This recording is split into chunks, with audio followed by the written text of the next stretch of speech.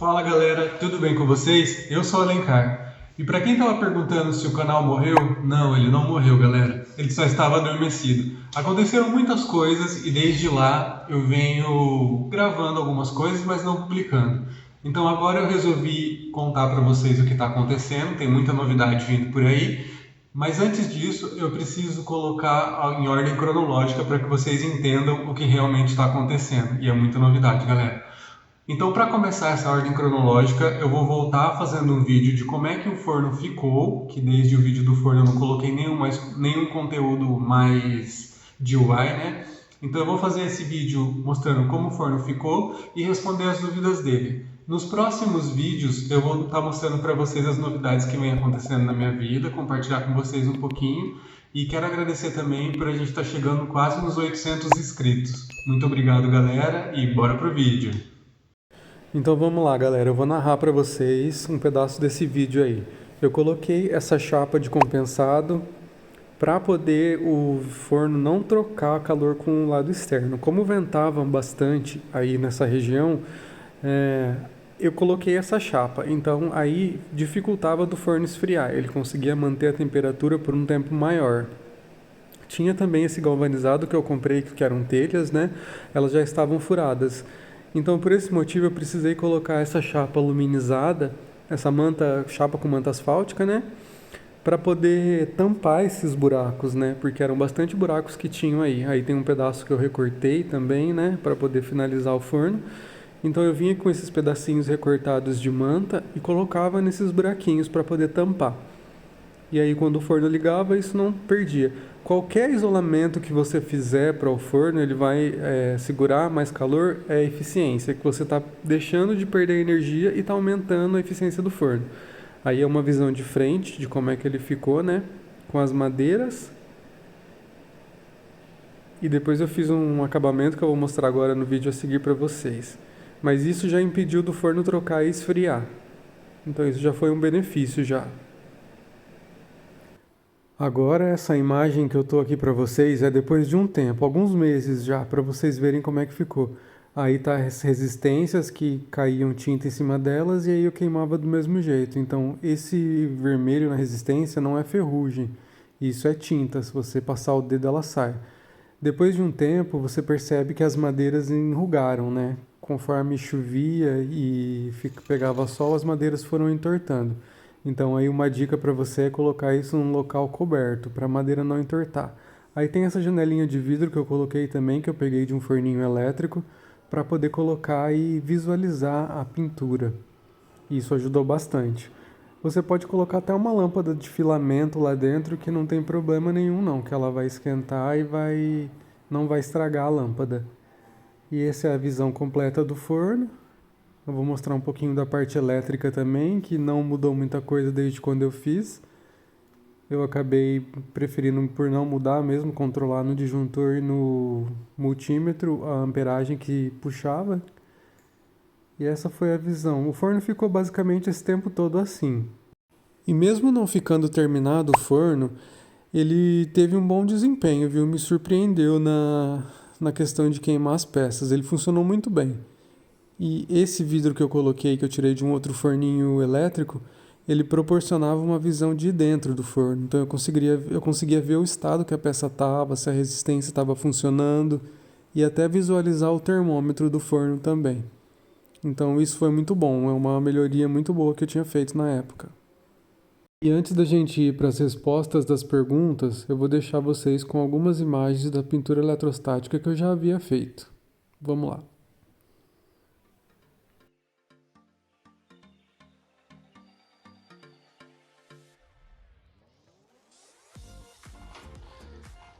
Mais uma pintura eletrostática com Powder Coat System. Agora essas peças aqui vão queimar.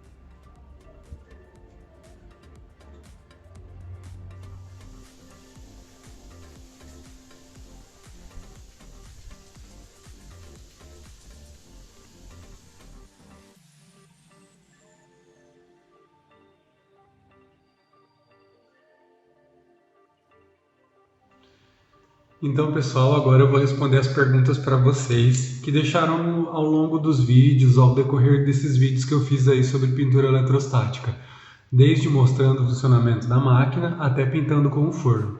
A primeira pergunta que eu selecionei foi se eu vendo a máquina. Eu não vendo a máquina, pessoal. Essa máquina é uma máquina importada. Inclusive, a minha foi importada da China. Ela fez um outro caminho diferente porque eu recebi de presente, mas é uma máquina fabricada na China. Então, se você procurar na internet, nesses sites mais comuns de pesquisa, de venda de produto, você vai encontrar a sua máquina também. Claro que tem vários preços diferentes, né? Vai desde, sei lá, R$700 até um valor maior, dependendo de onde a máquina está e quanto tempo ela vai demorar para chegar para você.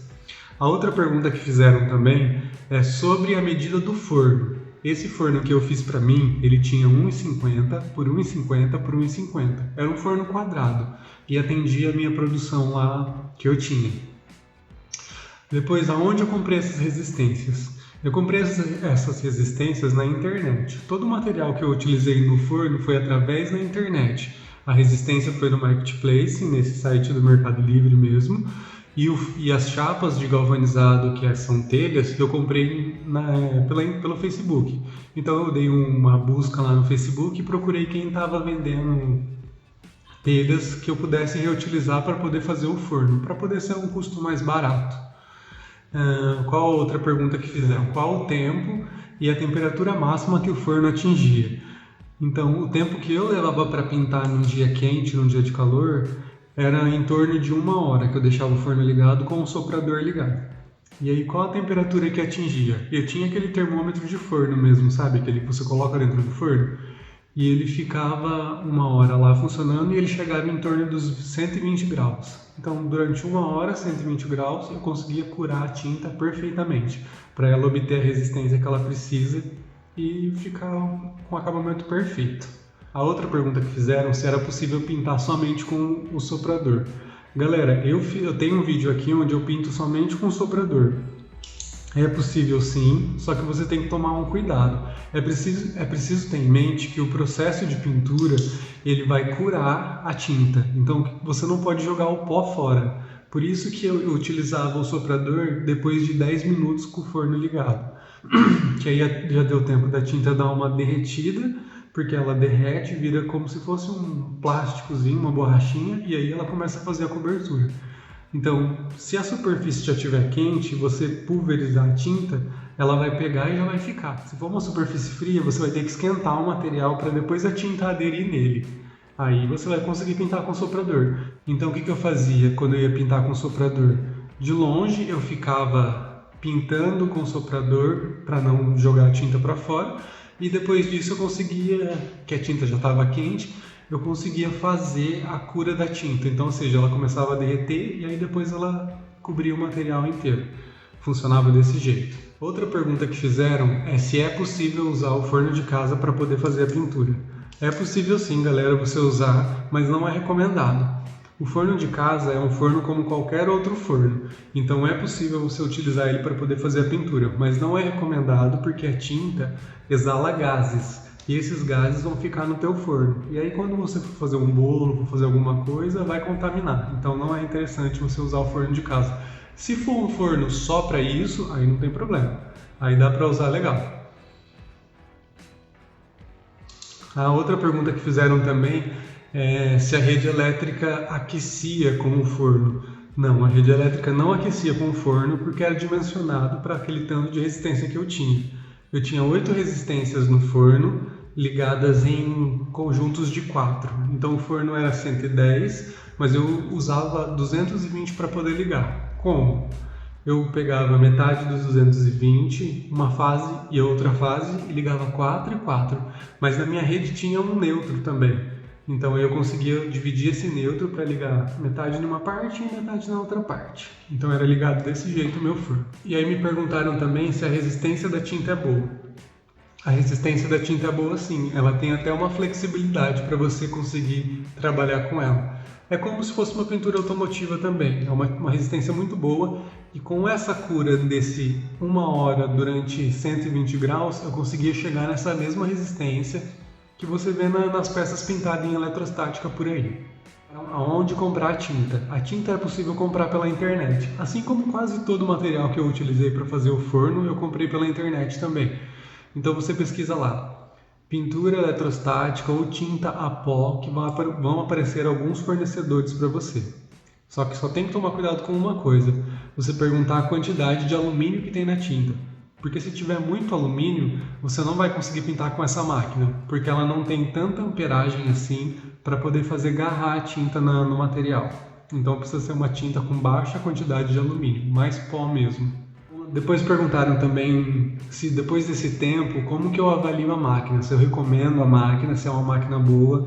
É uma máquina boa sim, mas não é para uso industrial. É uma máquina boa para uso doméstico ou uso de pequeno porte. Se tiver um fluxo muito grande, não vai adiantar você ter essa máquina. Você vai precisar investir numa máquina industrial mesmo. Por quê? Porque se você pinta muita coisa e uma coisa muito grande também, algum material muito grande, a energia que a máquina tem para poder fazer a tinta agarrar no material vai se dissipar. E aí não vai ficar uma cobertura legal. Então você vai ficar precisando mudar o ponto toda hora para poder pegar, e pode ser que tenha material mais denso que isso nem pegue. Então o que eu recomendo para vocês? Se for um fluxo baixo, um fluxo pequeno ou materiais pequenos, não muito grande, você consegue pintar com essa máquina sim.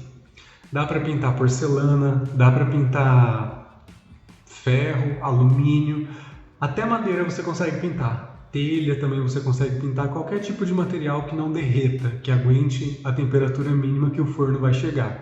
O meu forno não era um forno que esquentava demais, ele chegava nos 120 graus, esse era o ápice dele num dia quente também. Num dia frio, como vocês viram, ajudava um pouco a madeira, mas mesmo assim ela não chegava nos 120 graus. Então eu deixava para queimar durante o dia. Mas é um forno que me atendeu muito bem, a resistência da tinta era excelente, tanto que vocês viram a imagem e o acabamento ficava perfeito. Então se você for comprar essa máquina, fica atento a esses pontos que eu coloquei para você. Baixa produção ou materiais pequenos. Mais uma ressalva que eu tenho para fazer sobre essa máquina, que é muito importante. É para tomar cuidado com a eletrostática da máquina. É uma eletrostática com uma amperagem baixa, que ela não vai te matar, pode ficar tranquilo. Mas é uma eletrostática que pode te queimar. Mas por que te queimar, Alencar? Ela pode te queimar porque você está pulverizando poeira. E em contato com o ar, muita poeira, oxigênio, a faísca vai ser o suficiente para isso pegar fogo. Já aconteceu comigo também e eu não me feri porque eu estava usando EPI. Então use sempre o EPI, use sempre a máscara e toma cuidado quando você for pintar muito próximo e soltar muita tinta, ela pode pegar fogo. Então você tem que soltar meio de longe, tanto que você vê na filmagem aí que se vai muito perto ela começa a fazer tac, tac, tac, começa a estralar. E se você está de longe ela fica com uma distância boa. Porque o que tem que fazer é a tinta aderir ao material. Então se você está pulverizando muito e tem uma faísca, o oxigênio vai fazer pegar fogo. Então isso é uma dica de segurança importante, que tem que tomar muito cuidado.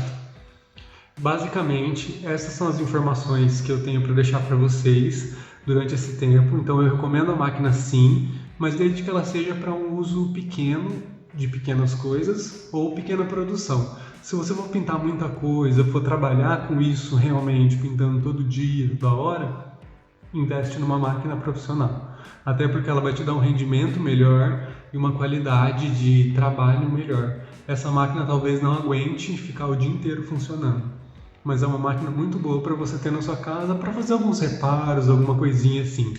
Esse foi o vídeo, pessoal. Então eu vou pedir para vocês deixar bastante like, ativar as notificações e se inscrever no canal, porque agora vai vir muito conteúdo diferente, conteúdo novo.